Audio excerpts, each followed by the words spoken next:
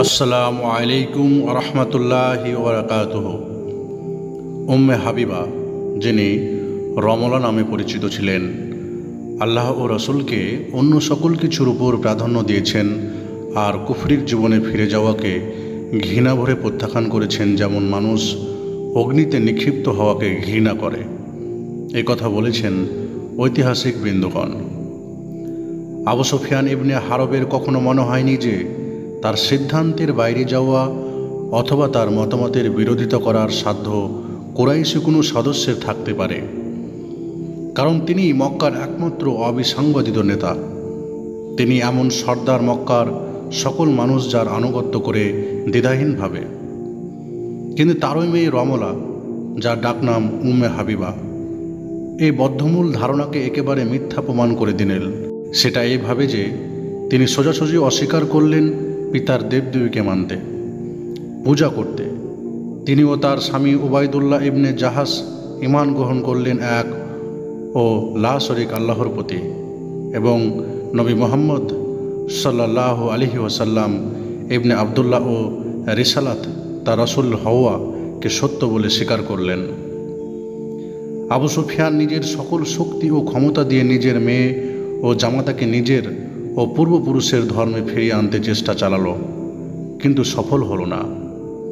কেননা উম্মে হাবিবার কলবের জমিনে ঈমানের যে চারার শিকড় ছড়িয়ে মজবুত ও দৃঢ় হয়েছে, তার মূলোৎপাটন আবু সুফিয়ানের ক্রোধের ঘূর্ণিঝড় দ্বারাও সম্ভব নয়।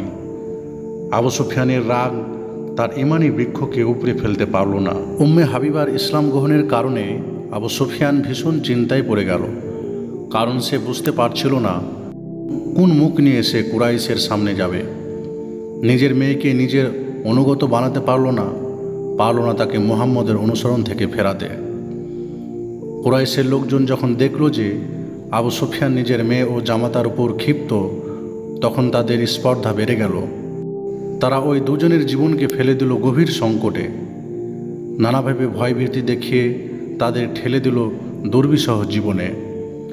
অবশেষে তাদের এ ধারণা সৃষ্টি হলো যে মক্কায় টিকে থাকা তাদের পক্ষে সম্ভব নয়।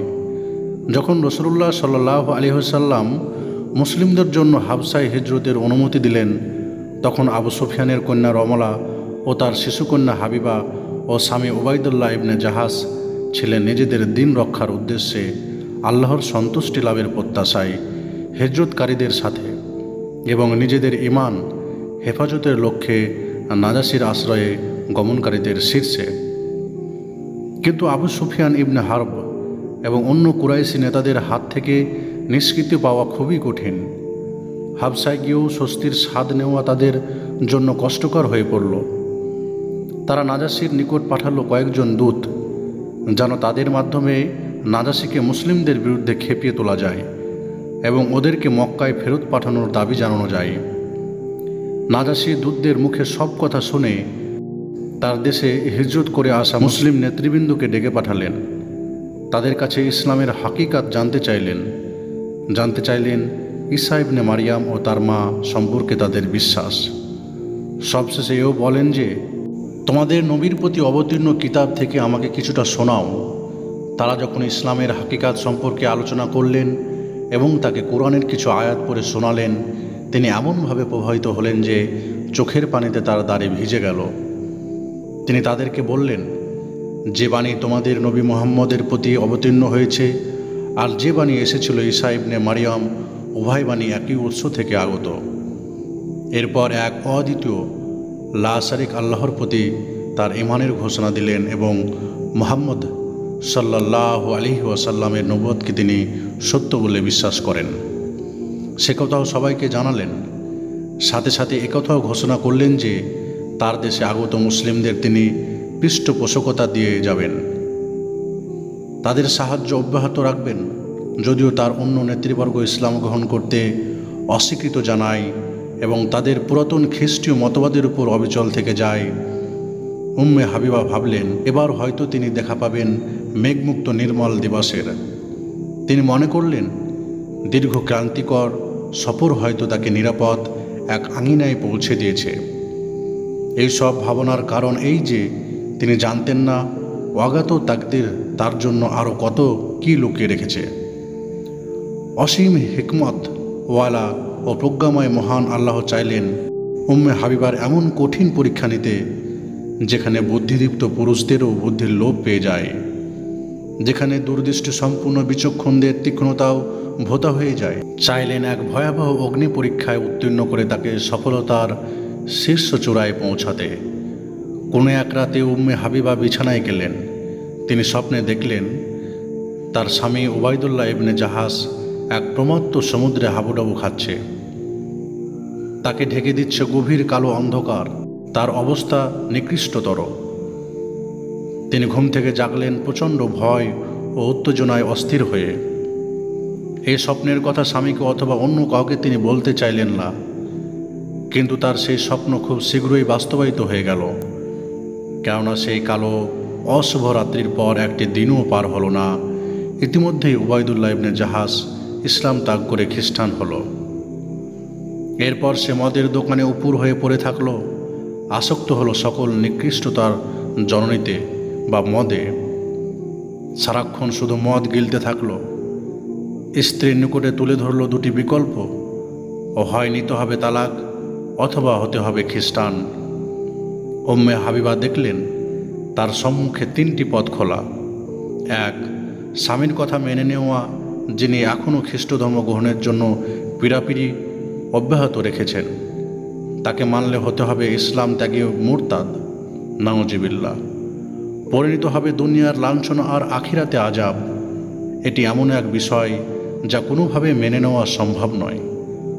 লোহার চিরুনি দিয়ে শরীরে গোশত আঁচড়ে তুলে ফেললেও তিনি ওই প্রস্তাবে সাড়া দেবেন না। আর 2 নম্বর হলো মক্কার পিতার কাছে ফিরে যাওয়া, যিনি এখনও শিরকের দুর্গ। ফলে তার কাছে বাস করলে দিন হবে পরাভূত, জীবন হবে পরাজিত। 3 নম্বর হলো থেকে যাওয়া এই হাবসার দেশে একাকী, স্বদেশ, স্বজন ও সংসারহীন এক ভবেঘুরে হয়ে সব বিকল্প ত্যাগ করে তিনি গ্রহণ করলেন আল্লাহ তাআলার রেজা ও সন্তুষ্টি।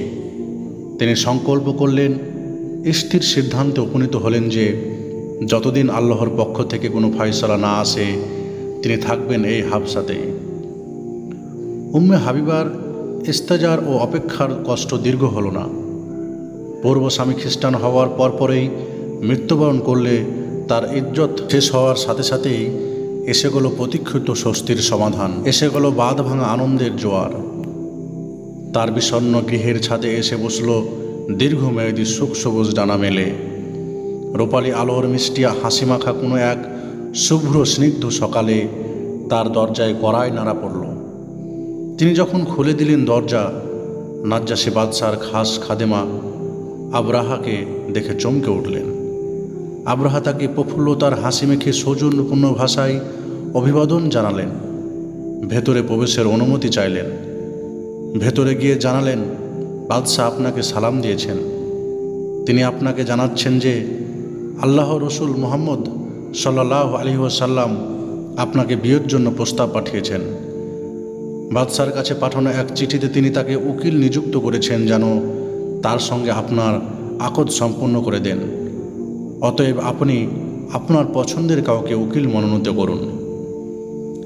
আনন্দের আতিশয্যে উম্মে হাবিবার ওরাল দিতে ইচ্ছা হলো। মন চাইল চিৎকার করে বলতে, তোকে আল্লাহ সুখ দিয়েছে রে, সুখ। তিনি তার অলঙ্কারাদি খুলতে শুরু করলেন। হাতের 2টি বালা খুলে আবরাহাকে দিলেন, এরপর পায়ের মলা খুলে দিলেন, দোল আংটি সব খুলে দিলেন।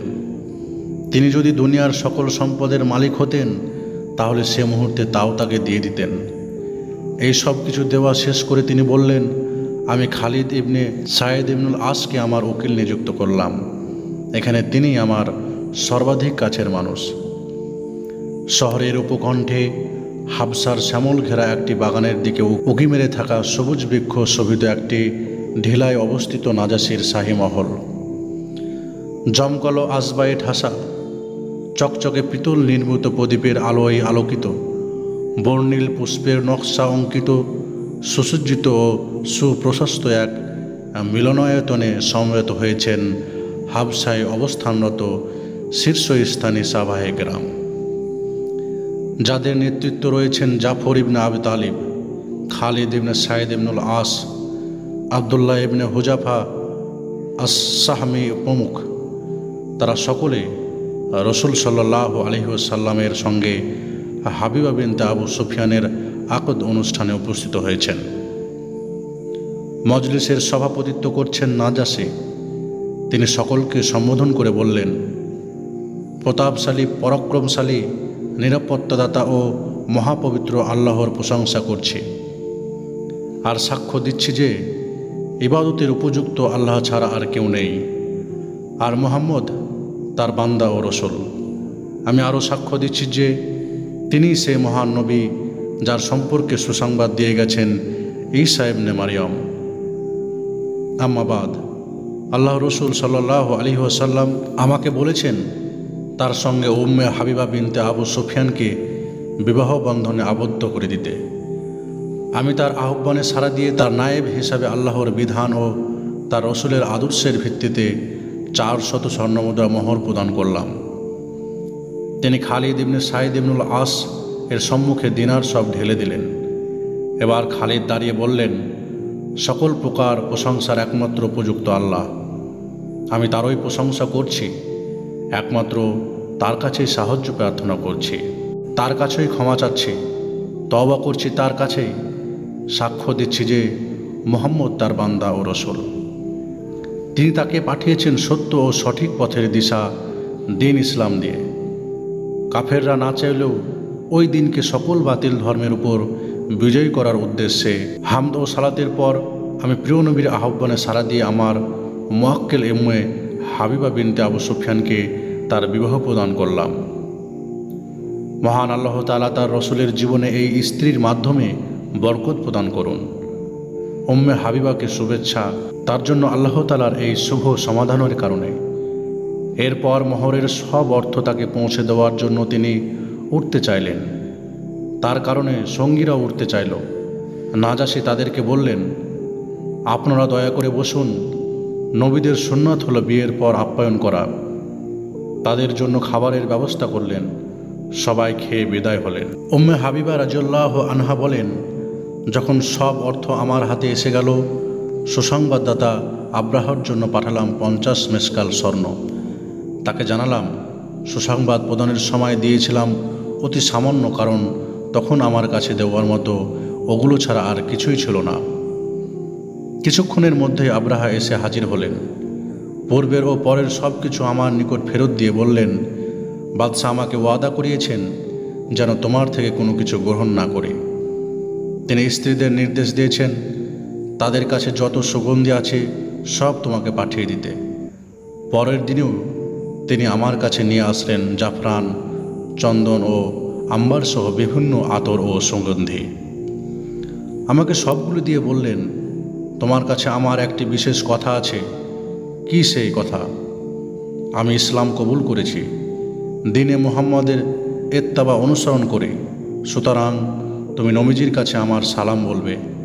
এ খবরটিও জানতে ভুলবে না যে আমি আল্লাহ ও তার রসুলের প্রতি ঈমান এনেছি। এরপর আমাকে প্রস্তুত করে দিলেন। আমাকে নিয়ে যাওয়া হলো রাসূলুল্লাহ সাল্লাল্লাহু আলাইহি সাল্লামের নিকট।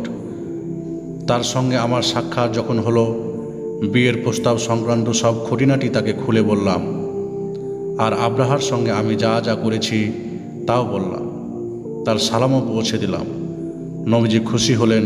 তার সংবাদ সালামের জবাবে বললেন, ওয়া আলাইহিস সালাম ওয়া রাহমাতুল্লাহি ওয়া বারাকাতুহু। এই ছিল আজকের পর্ব, যেখানে আমরা উম্মে হাবিবা রাদিয়াল্লাহু আনহার জীবনী আপনাদের সম্মুখে আলোচনা করলাম।